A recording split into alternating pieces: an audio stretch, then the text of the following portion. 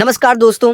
अगर आपकी उम्र 60 वर्ष या उससे अधिक है या फिर आप किसी भी तरह की पेंशन या सरकारी योजना का लाभ ले रहे हैं तो आज की यह जानकारी आपके लिए बेहद जरूरी है। सरकार की तरफ से कुछ महत्वपूर्ण दिशा निर्देश जारी किए गए हैं जिनका पालन आपको 31 जनवरी से पहले हर हाल में करना होगा। अगर आपने यह जरूरी बदलाव समय रहते पूरे नहीं किए तो आपकी पेंशन की राशि रुक सकती है या फिर पेंशन पूरी तरह बंद भी हो सकती है। इसलिए यह जानना बहुत जरूरी है कि वो कौन कौन से बदलाव हैं जो आपके लिए अनिवार्य कर दिए गए हैं। यही वजह है कि इन दिनों अगर आप किसी बैंक या साइबर कैफे जाएंगे तो वहां आपको काफी भीड़ देखने को मिलेगी। लोग बड़ी संख्या में इन जरूरी अपडेट्स को करवाने पहुंच रहे हैं।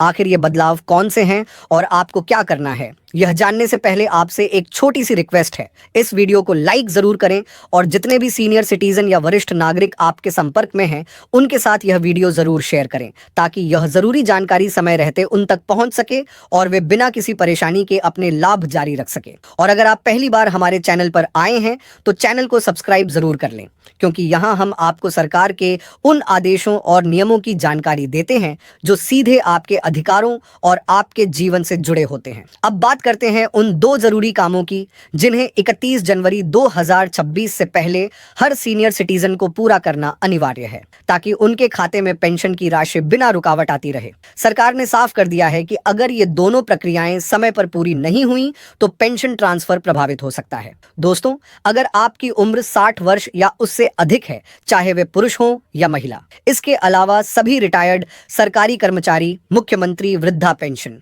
इंदिरा गांधी वृद्धा पेंशन, दिव्यांग पेंशन और अन्य सरकारी पेंशन योजनाओं के लाभार्थियों के लिए यह अनिवार्य है। साथ ही देश के सभी ऐसे सीनियर सिटीजन जो किसी बैंक खाते के जरिए किसी भी सरकारी योजना का लाभ ले रहे हैं उनके लिए भी यह जरूरी है। सरकार ने साफ तौर पर कहा है कि यह सभी सुधार और अपडेट 31 जनवरी 2026 तक पूरे कर लेने होंगे। इसमें देरी करना बिल्कुल भी ठीक नहीं है। जैसे जैसे तारीख नजदीक आएगी वैसे वैसे सर्वर पर लोड बढ़ेगा, सिस्टम स्लो हो सकता है और अपडेट में दिक्कत आ सकती है। ऐसी स्थिति में हो सकता है कि सरकार ने पैसा भेज दिया हो लेकिन आपके खाते में वह राशि क्रेडिट न हो पाए। इसलिए सलाह यही है कि जितनी जल्दी संभव हो दोनों काम पूरे करवा लें। अब दोस्तों, सबसे पहला काम बताया गया है वह है पैन कार्ड को आधार से लिंक करना। कई लोग इसे हल्के में ले लेते हैं, लेकिन अगर आपका पैन आधार से लिंक नहीं है तो आगे चलकर आपको बड़ी परेशानी हो सकती है। सरकार की तरफ से 31 दिसंबर 2025 तक पैन आधार लिंक करने की आखिरी तारीख तय की गई थी।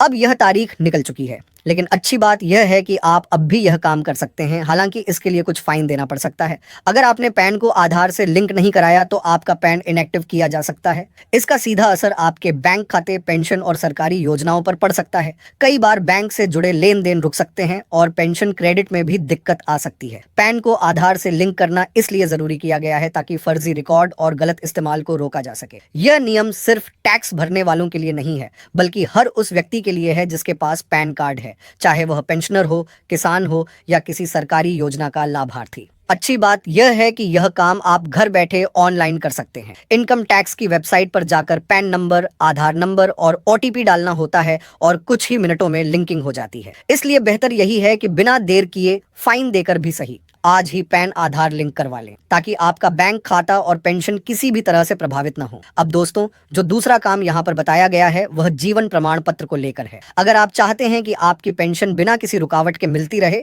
तो यह सबसे जरूरी प्रक्रिया है। जीवन प्रमाण पत्र इस बात का प्रमाण होता है कि पेंशन लेने वाला व्यक्ति जीवित है। सरकार हर साल यह प्रमाण इसलिए मांगती है ताकि पेंशन किसी गलत व्यक्ति के खाते में न जाए। ध्यान देने वाली बात यह है कि सरकार यह प्रमाण हर महीने नहीं मांगती बल्कि साल में कम से कम एक बार अपडेट करवाना जरूरी होता है। जिन लोगों ने सामान्य तौर पर 30 नवंबर तक जीवन प्रमाण पत्र जमा नहीं किया था उन्हें अब सरकार ने राहत देते हुए 31 जनवरी 2026 तक का समय दिया है। यानी अभी भी आपके पास मौका है कि आप समय रहते यह काम पूरा कर लें और अपनी पेंशन को सुरक्षित रखें। इसके लिए आप अपने नजदीकी CSC centre, common service centre पर जा सकते हैं। इसके अलावा आप अपने पंचायत कार्यालय या फिर प्रखंड मुख्यालय में भी जाकर यह प्रमाण पत्र जमा कर सकते हैं। यानी आपके पास एक नहीं बल्कि कई विकल्प मौजूद हैं। सबसे जरूरी बात यह है कि सरकार की तरफ से यह सुविधा पूरी तरह निशुल्क है। इसके लिए आपसे 1 रुपए भी नहीं लिया जाएगा। इसके लिए आपको अपना आधार कार्ड साथ रखना है और दूसरा मोबाइल नंबर जरूर लेकर जाएं। ऐसा इसलिए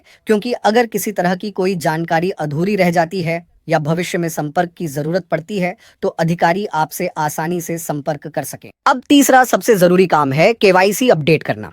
अब सवाल यह है कि केवाईसी इतनी जरूरी क्यों है। आपने देखा होगा कि चाहे उज्ज्वला योजना हो, पीएम किसान सम्मान निधि हो या फिर कोई भी पेंशन योजना, हर जगह केवाईसी का नाम सामने आता है। इसकी सबसे बड़ी वजह यह है कि सरकार यह सुनिश्चित करना चाहती है कि जिस खाते में पैसा जा रहा है वह सही व्यक्ति का ही है। कहीं ऐसा ना हो कि किसी और का खाता इस्तेमाल हो रहा हो या कोई फर्जी तरीके से पैसा निकाल रहा हो। यह केवाईसी किसी प्राइवेट एजेंट की मनमानी नहीं है, बल्कि यह आरबीआई के दिशा निर्देशों के तहत किया जाता है। इसी वजह से बैंक समय समय पर केवाईसी अपडेट करवाते हैं ताकि खाता धारक का डाटा सही तरीके से सत्यापित किया जा सके। अब सवाल आता है कि केवाईसी अपडेट कैसे करवाएं। तो इसके लिए आप अपनी बैंक शाखा में जाकर केवाईसी फॉर्म भर सकते हैं। वहां मौजूद बैंक कर्मचारी आपको पूरी मदद करेंगे और आपका केवाईसी अपडेट कर देंगे। आजकल आपको बैंकों में काफी भीड़ देखने को मिल रही है और इसकी सबसे बड़ी वजह यही है कि यह केवाईसी प्रक्रिया जोर शोर से चल रही है। बहुत से लोग पहले ही यह काम करवा चुके हैं और बहुत से अभी करवा रहे हैं।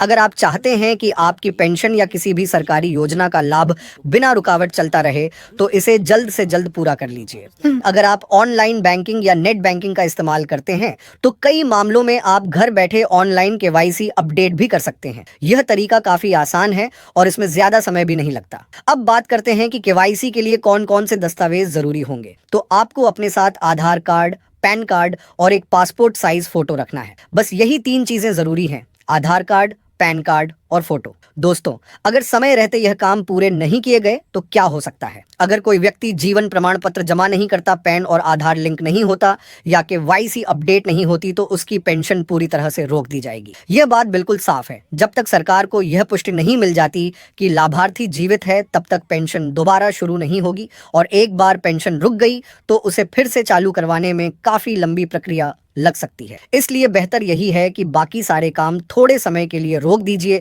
लेकिन यह 3 जरूरी काम पहले पूरे कर लीजिए। इस वीडियो को अपने माता पिता, दादा दादी और सभी सीनियर सिटीजन्स के साथ जरूर शेयर करें ताकि किसी का भी जरूरी लाभ सिर्फ जानकारी की कमी की वजह से न रुके। अगर इस वीडियो से आपको थोड़ी भी मदद मिली हो तो वीडियो को लाइक जरूर करें। ऐसी ही सच्ची, जरूरी और भरोसेमंद सरकारी जानकारियों के लिए चैनल को सब्सक्राइब करना न भूलें। मैं आपसे मिलूंगा अगली वीडियो में एक नई अपडेट और नई जानकारी के साथ। तब तक के लिए धन्यवाद।